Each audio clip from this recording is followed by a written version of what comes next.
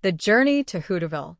Come and listen to my story about a man named Jed, who was a poor mountaineer and barely kept his family fed. Then one day he was shooting at some food, and up through the ground come a bubble and crude. Oil, that is. Black gold. Texas tea.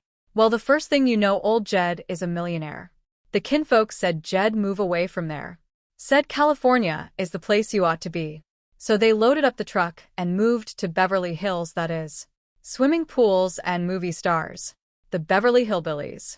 In the heart of their grand mansion, Jed looked around for his beloved dog.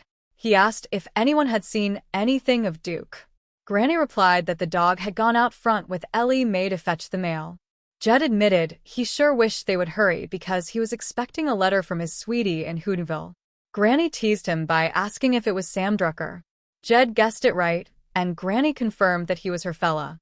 Jed joked that she should keep him in the share yard, and Granny called him a sweet old rascal, saying that is where Sam belonged. Jed remarked that Granny and Sam seemed kind of serious.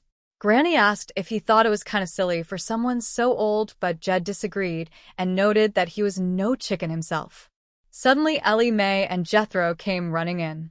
Granny cried out that she had a letter from Hooterville. She begged them to let her have it. Jethro teased her, saying it was coming with the rest of the mail by Pony Express. He pretended to be a rider and called out to his horse to give Granny a letter. Granny grumbled that the mail was not slow enough and that she had to have an ape for a postmaster. She finally got a thing from Sam and took a deep whiff. Jed said it smelled mighty good, but Granny insisted it was not as good as the letters from Sam. There was another letter for Jethro from Billy Joe Bradley. Granny sniffed it and said it smelled better than the previous one, but still not as good as Sam. Then there was another one for Jethro from Bobby Joe Bradley. Jethro was excited to have a couple of letters. Granny lost her patience and told the little goomare to give her the letter, or they would play cowboy and Indian, and the Indian was going to win. Finally, she got the letter from Sam, whom she called a romantic devil. She said it smelled better than the other two, and she was pretty near scared to sniff it. Jed suggested it smelled like spare rib. Granny agreed he was a romantic devil. She remembered the last letter was ham hocks, and the one before that was pickled pig feet. Jed suggested she ought to keep the picture of Sam in a lard can. Granny thought the spare rib scent meant things had gone beyond that to well done sow belly. They all sat down because Granny was sure this was bound to be a proposal. Jed warned her not to get her hopes up too high and wondered if the fragrances were because Sam wrote his letters on butcher paper. Granny insisted it was no accident and that the rascal knew what he was doing. She said he had stirred up the fires she thought were banked for good. She asked Jethro to leave so she could be alone while she read her love letter. Jethro bragged about his own letters, saying both of the beautiful Bradley girls had promised to marry him. He thought as a big Hollywood producer, he should have many wives.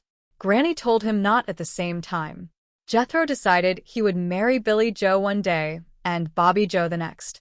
Jed remarked that Jethro marries like he eats because he cannot wait for the second helping. Granny invited Jed to sit down while she read the letter. Jed asked if it was personal, and Granny said he might find it a mite racy, but he was a grown man. She warned him that if it gave him high blood, he should just raise his hand and leave the room. The letter started with Sam hoping they would all come to Hooterville for Christmas. Granny was thrilled that he wanted all of her. She read about how he saved his sausage and skinned his chitlins and hung his ham. She called him a bold rascal for calling her sugar. Jed corrected her and said the letter meant sugar cured ham. Granny told him to read his own mail and said his father had been back so long he had gone out. Granny told Jed to make arrangements to get them to Hooterville. Jed agreed to talk to Mr. Drysdale.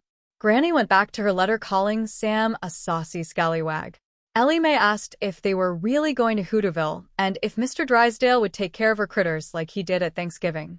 Jed said yes, and Ellie Mae told her bear named Fairchild that Mr. Drysdale would be giving him breakfast in bed again. However, Mr. Drysdale was not happy about this. In his office, he told Jane Hathaway that he did not want Fairchild in his house getting the sheets torn up with claws. Jane said Fairchild would not do that, but Mr. Drysdale showed her the damage to his desk. Suddenly, Fairchild, the bear, ate a letter. Mr. Drysdale screamed at the bear to spit it out. Granny arrived and realized the bear had read her letter before she had time to read it all. Now she did not know if Sam had proposed or not. She asked Jed to ram his hand down the throat of the bear to fetch it out, but Jed declined, wanting to keep his long arms as they were. Granny hoped Ellie Mae could get him to cough it up, or they would have brisket and bear for supper. Later, Mr. Drysdale asked Miss Hathaway why the bank employees were calling him Ebenezer Scrooge. Jane explained that he did not display much holiday spirit. Mr. Drysdale pointed out he gave them half a day off, but Jane said he should offer a bonus or gifts. Mr. Drysdale refused to commercialize Christmas. Jed walked in and saw the fireplace. Mr. Drysdale joked that he was burning the mortgages of widows. Jane told Jed that Mr. Drysdale was all heart. Then they heard the employees demonstrating outside. Mr. Drysdale went to talk to them, believing they saw him as a father image. Back at the house, Granny was preparing for a medical operation on the bear. She asked Jethro to get her gloves out of the sterilizer. She wanted to remove the letter from the stomach of Fairchild. Jethro was terrified and said he would not hold down a bear, while she whittled on him even with anesthetic. He said he would hold a chicken but not a bear. Granny decided to use her X-ray camera instead. Jethro doubted it would work in the dark. Granny explained they would mix flash powder with honey for the bear to swallow, and then set it off using live electricity from a lamp socket. The plan resulted in an explosion. Jethro ended up with powder burns and lost some hair. Jane Hathaway found him and asked what happened. Jethro explained he was holding the powder when he stuck his tongue in the light socket. He asked to borrow the red convertible to drive to Hooterville because he wanted to look like a producer for the Bradley girls. In Hooterville, Sam Drucker was at the post office with Billy Joe and Bobby Joe. The girls were mailing more letters to Jethro. They admitted they were fooling him because he promised to make them stars. Sam hoped they would not scare the Clampett family away. He admitted he wrote his letters on butcher paper. Suddenly, the phone rang. It was Granny calling from Beverly Hills. She asked Sam about the question he had asked in the letter. Sam said the question was whether they would all come for Christmas. Granny was disappointed and asked if there was another question. Sam realized the girls were putting Jethro on and told Granny they would talk more when she arrived.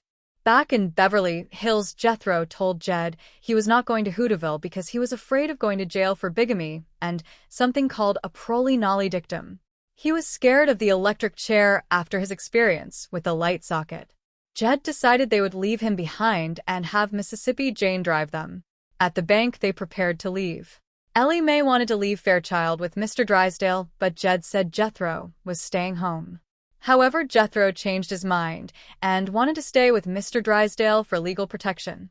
Granny gave Mr. Drysdale a present from the bank tellers. It was a ticking package that sounded like a clock. Mr. Drysdale was happy to have the gift and the company of the bear. The family said goodbye and thanked everyone for dropping in. They invited everyone back next week for more hospitality. They told everyone to take their shoes off and come back soon.